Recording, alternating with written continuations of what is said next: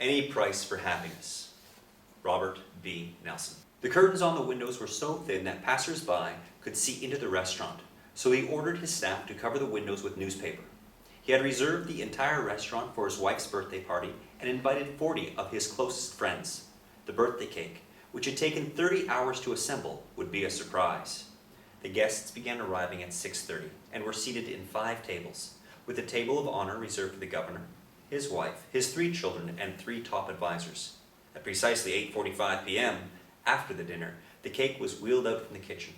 The guests gasped as they beheld the components of the cake: a Chanel gift bag, a Nordstrom box, a Tiffany necklace, and a Michael Kors handbag, all made of flour and fondant icing.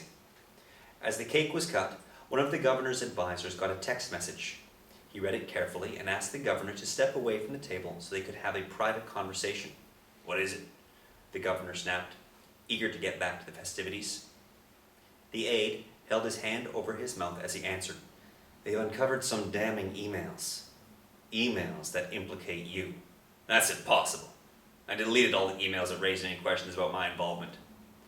"In one of the emails, Harry says it would cost $4 million to switch the city back to cleaner water, but it would be an admission of a mistake 2 weeks before your re-election." "Who received the email?" "Just you." The governor walked over to another table where Harry Hudson was seated.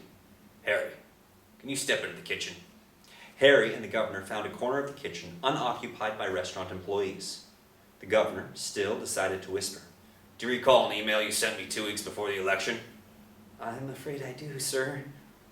"If you're ever asked about it, you've got to say you retracted the substance of it when you saw me the next day. We can't leave the impression that we could have avoided all this for a few million. You got that?" "Of course, sir." "Good. Let's go have some cake." The governor returned to the party and sat down next to his wife. "Do you like the cake, dear?" "I do, but it must have cost a fortune." "I'd pay anything for your happiness."